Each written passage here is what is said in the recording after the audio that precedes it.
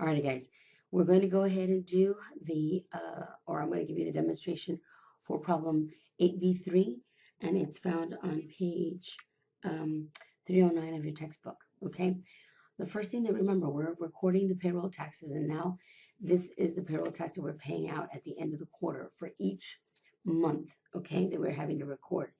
So what it is that you're going to see the information for Turner Sporting Goods, okay? Now, it gives you the EFIN number that we're going to have to use for the form, the 941.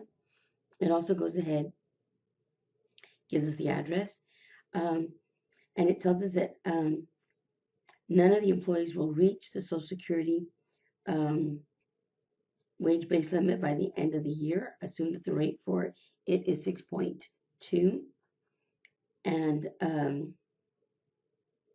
for $117,000. And the rate for Medicare is 1.5 on all earnings, okay? Now, the other thing, though, that you need to realize is that we're going to then take all of this information that we've been given and compute the information and do 1, 2, 3, and 4, all right, as we've realized. Now, the tables on the bottom, you'll see October's, November, and then on page 310, you're going to see the December's information there. Everything is provided. You'll see the employee, the monthly earnings, the year-to-date earnings, the FICA, which is separated into two, the OASDI and the Medicare, and then the federal income tax is provided to you, okay? Whether they're single or whether they're married, and the depending on the dependents that they have, all this information has been provided to you already, okay? So first thing that gets asked is compute December OASI, SDI, excuse me, for Amber Bigsby, right? So we go to December, and they want to know what the OSDI is. It's 0 from the information that we've been provided. There's nothing there. And the reason is because in October, she reaches the $117,000 that is the wage base limit for the OASDI tax. So on November and December, she has none. So that's easy. She doesn't have anything whatsoever. So you enter 0. Okay? Then on requisition 2, the second thing that we're going to do, requirement 2. Okay? It says, journalize the entries to record the employer's payroll tax expense for each period in the journal, general journal.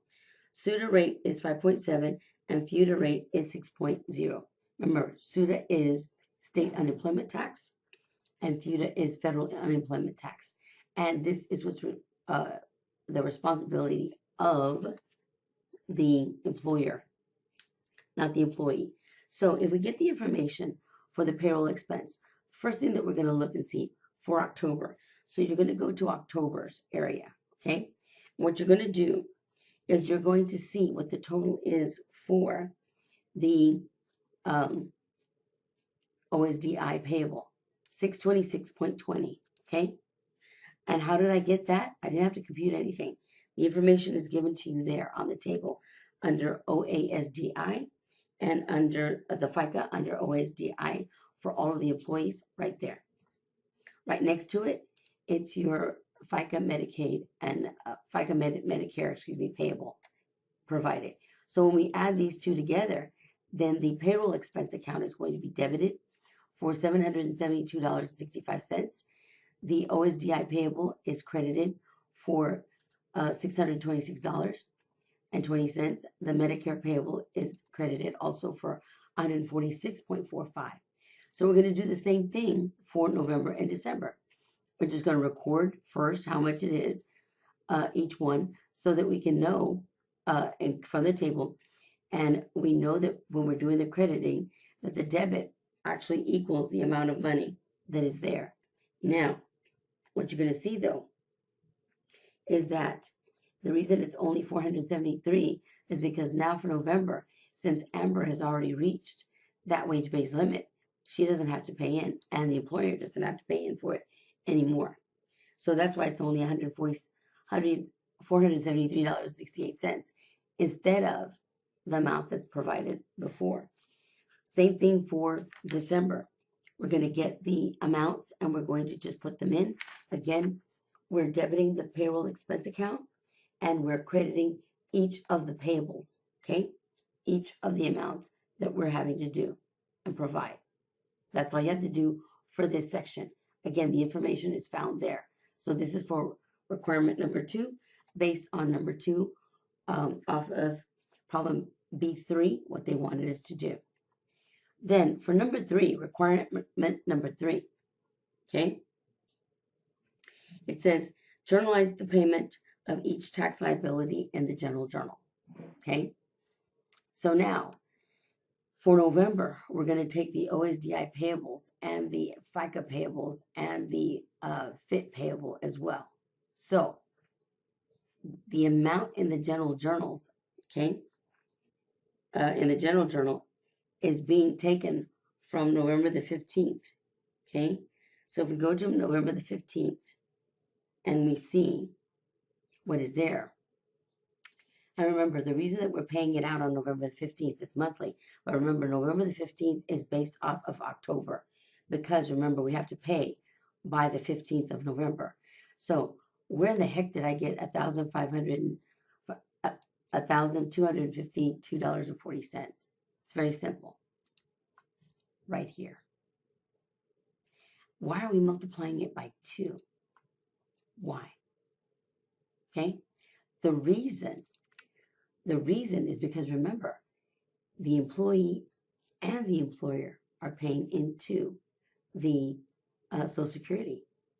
Okay, in October, Amber just reached the 117,000, so she still has to pay for October. Okay, so then we get the Medicare payable, which is $292.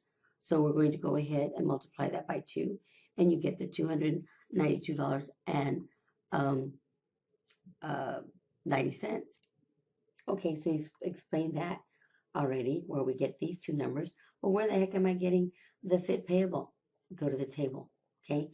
In the table, it tells you that the federal income tax for the month of October is $1,490.00, okay? So we're debiting these. Remember we credited them before? Now we're debiting them because what are we doing? We're now going to go ahead and pay them out. So when you go ahead and you debit these and for the month, then for the month of October that is being paid on the 15th, you get what? $3,035.30. That's what we're paying cash.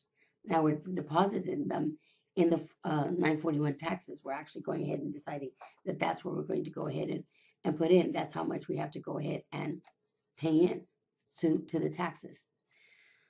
They're putting it into that cash account.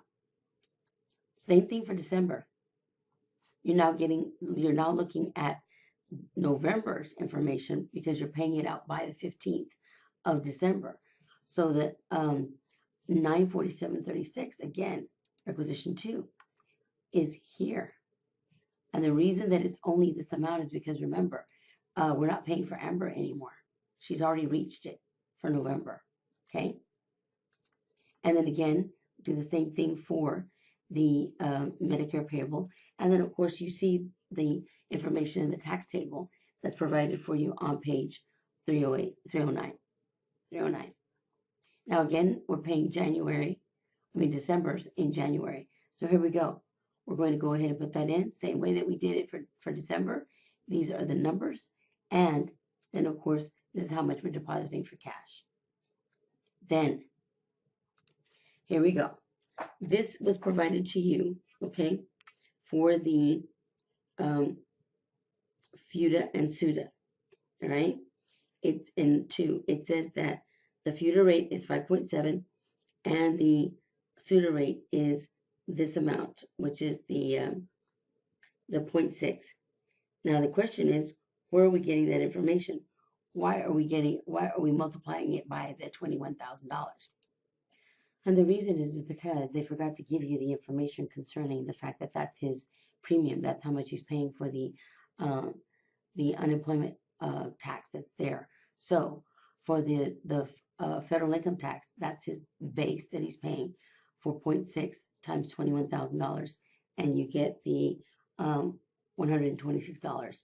Then you also get the um, yeah, the $1,197 as well. So your cash payment is going to be the $1,323 dollars that he's paying out for cash. Okay. Okay. Now that we've got that, now we're going to take that information, all the stuff that we've done, and we're going to put it into the 940. Okay. Now the 940. This is a what's it called? It's an image. If I click on it, you can see how this information is here, how it goes in. You can make it bigger, you make it smaller.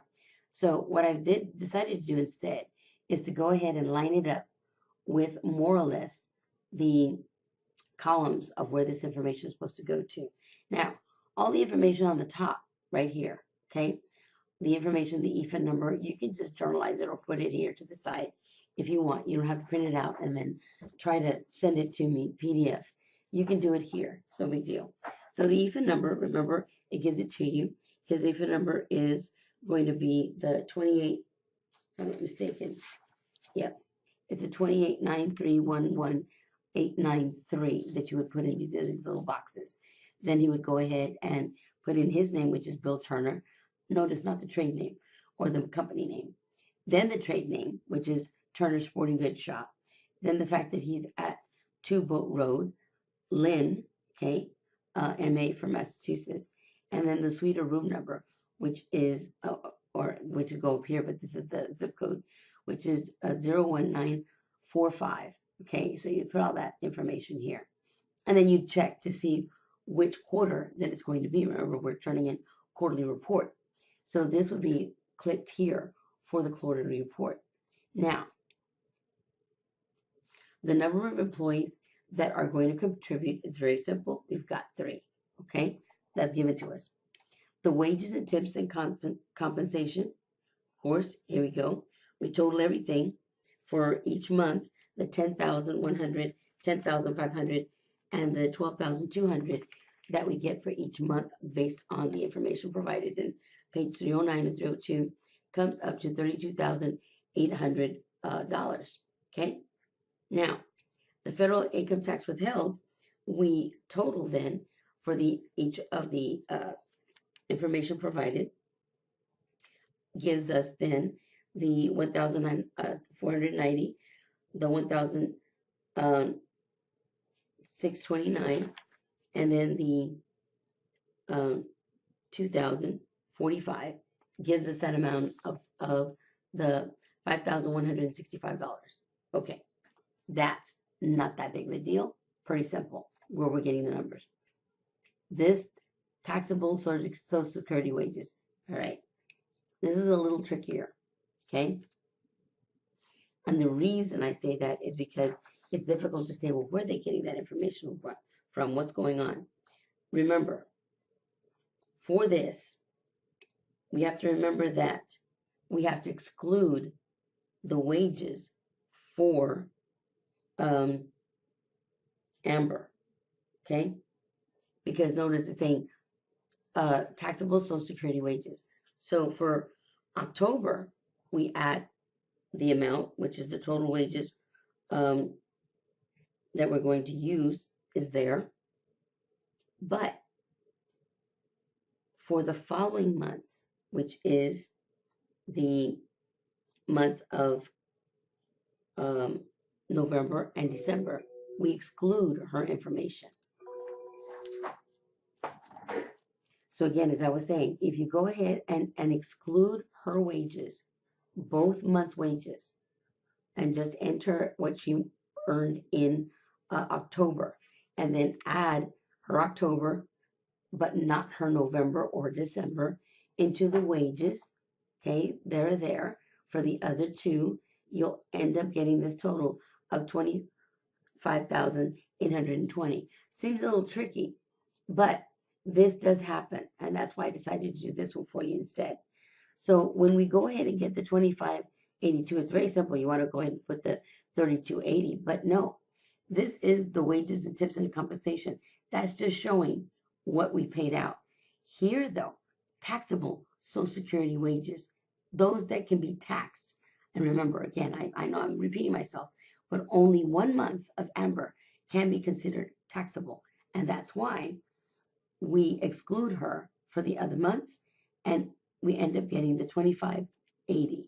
Then we multiply it by the 0.124 and you end up with the 32,000, I mean the 30 $3,201.68.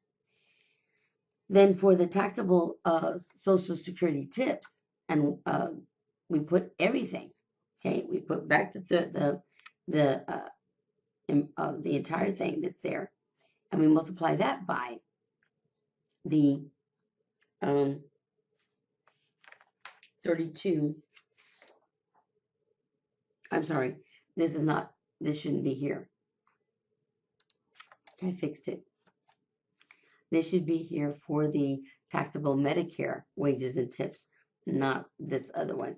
So we're going to put in then the total, because remember, FICA for Medicare, the way the book tells us, it's for all taxable earnings that we're going to be doing. So what we go ahead and do is we put it in there, the entire amount, 32,800. Then we multiply it by the 0.29 that is here. It ends up being $951.20. Okay. Then from there, all we do is what we're supposed to, which here it tells us to add these columns or add this. And you end up with the 4152. Then 5F does not apply to us. So then we go ahead and come down where it says total taxes, which is 3, 2, 6, gives us this. Which is this right here, 5,165 plus the 4152.88 gives us a total of 9317.88. And then we put it again here, the total number. If we have any adjustments, which we don't, then we go ahead and put it in here on line 11, letting us know that this is it. Then if there's balance due, meaning if there was any money that we owed from the last quarter, we add it here and we then put it here and send it in. If by any chance there is a overpayment, do you want it to apply it to the return, yes or no, or send a refund? But here we're assuming that everything is going well and that we're paying it on time. I hope this has made it clear to you so that you can go ahead and then do the other assignment that we have. I should have cut this smaller, but no. Once you're on a roll, you're on a roll. You just want to get it done. Again, if you have any questions, don't hesitate to ask me. We'll go ahead and you know how to contact me, and I'll help you out as much as I can. This is now 8 weeks into the semester. So we are in our 8th week. We are in midterms. We're going to have, what's it called? Spring break pretty soon. Okay, but not yet. So again, if you have any problems, any questions, don't hesitate to contact me, and I will see you guys on the flip side.